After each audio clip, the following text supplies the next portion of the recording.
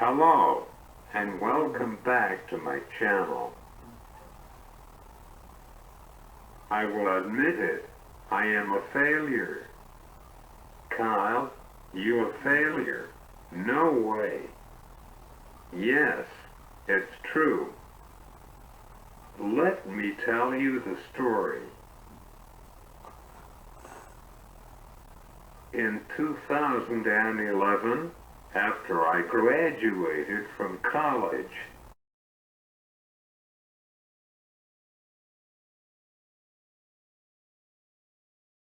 vocational rehabilitation sent me to a transitional employment consultants, or TEC for short, here in Washington for a skill assessment and job coaching.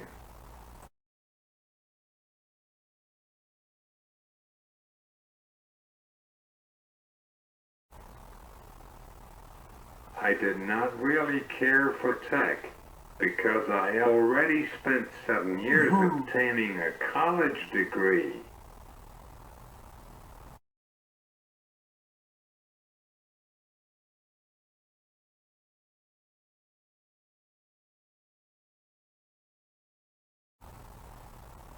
Why was I being assessed of my skills when I had already proven I did the work?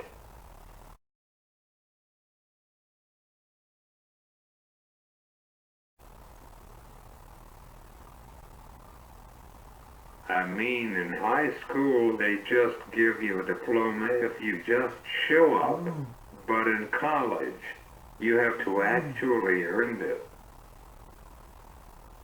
If you don't do well, they put you on academic probation, then by the next semester, if you do not do well enough, they dismiss you. You have to have at least a 2.0 GPA. I just was on the cusp of probation.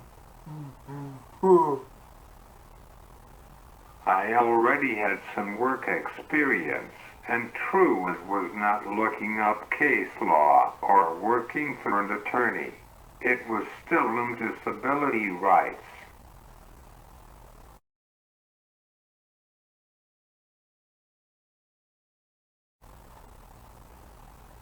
High school students attend this program too. It seemed to me that Julie, my assessor, did not really understand what I could do, and it was not a pleasant experience. It seemed to me that she was giving me busy work to do, when all I needed was a job. I could just as easily gone to the university's career center. I felt that tech and other job coaching services are great tools for someone with a cognitive disability who needs that extra support each day. But for somebody like me, all I really needed was a chance. They dismissed me after I did not turn in a Supreme Court brief, which in retrospect I should have already done since I had to do them for my constitutional law class, as well as 2 8 to 10-page research papers and a 15-page, plus my senior thesis that I did for Dr. Bloomberg, my American politics professor. I agree that I should have kept all my assignments from my core classes in one spot. That was my fault.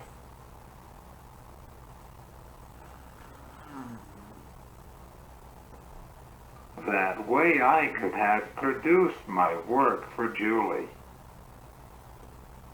I agree that in a way it was both of us. After that experience, OVR dropped me and closed my case. I think I digressed. I started the project at the Center for Independent Living to get youth into the center, but that really never got off the ground.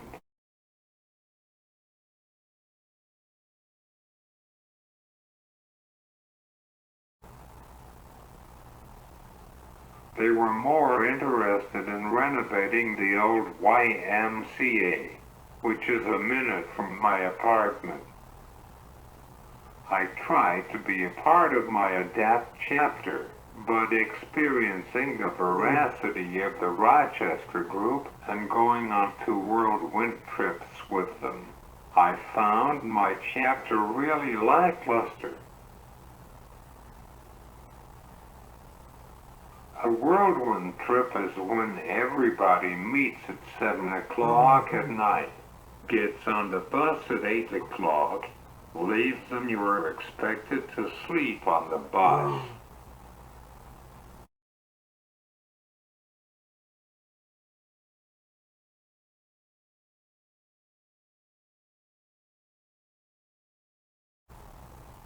Then you arrive in Washington, D.C., or Albany, do what you have to do.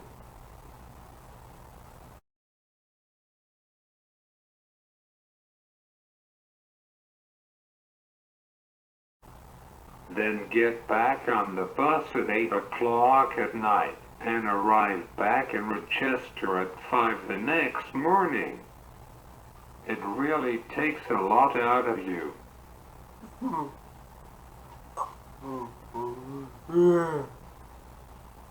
I remember both times that I went. I went home and went to bed.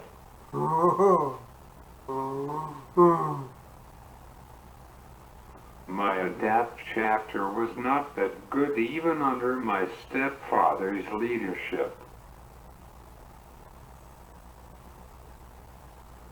Once he passed away, I fell into a depression after that, only made worse when the guy that I was infatuated with completely cut me off and insulting me and my mother.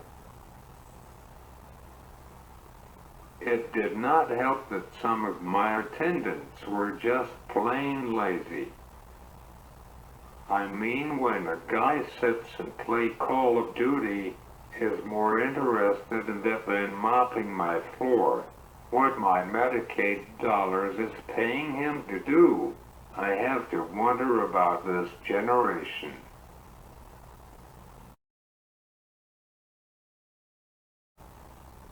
My floor is hard linoleum. They must be mopped at least every other day to stay clean.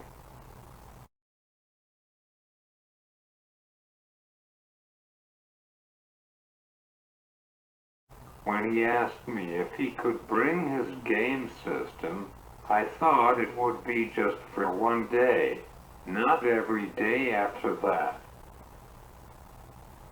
I was buying food from the local Chinese restaurant because to prepare it would interfere with his game. I know that I am intelligent. The guy and his mom dragged me to a graduation of one of his family members just because there were no one else because they scare them off.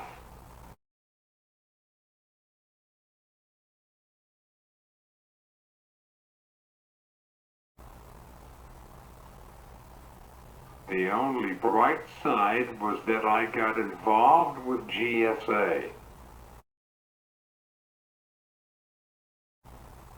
Before the global pandemic that put us in lockdown, I went to the Whiskey Rebellion Parade and Festival, and he sat in my apartment playing his game while on the clock.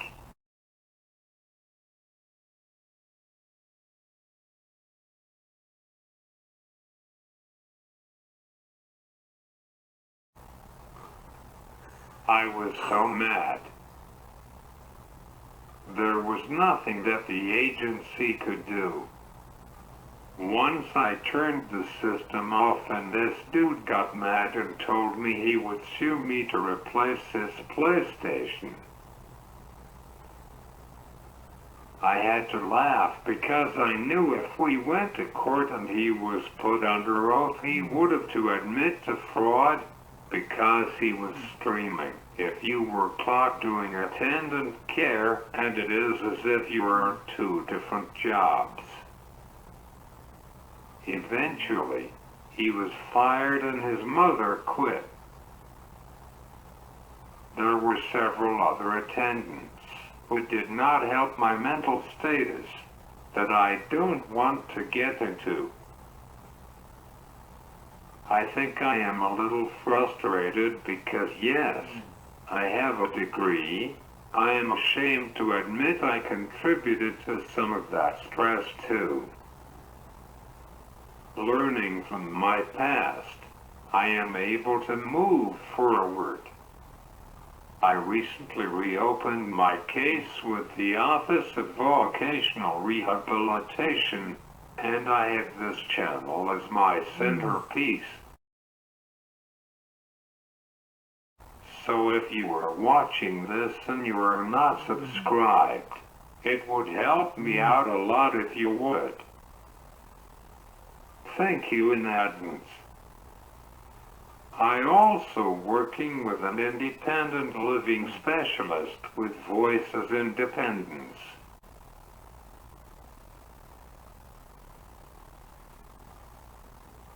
I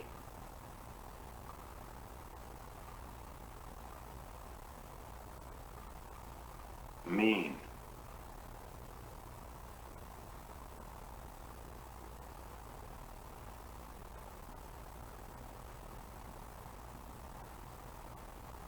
Voices for Independence.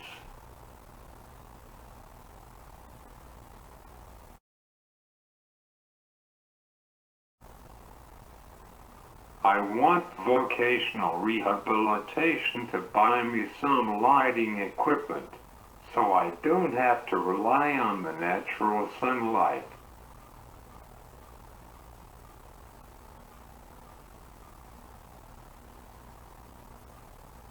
We will see if they do. I might have to wait until this channel starts making money. Hopefully, I can get you guys some merchandise to buy in the coming year. Like I said, hit the subscribe button to help me out. I will see you soon.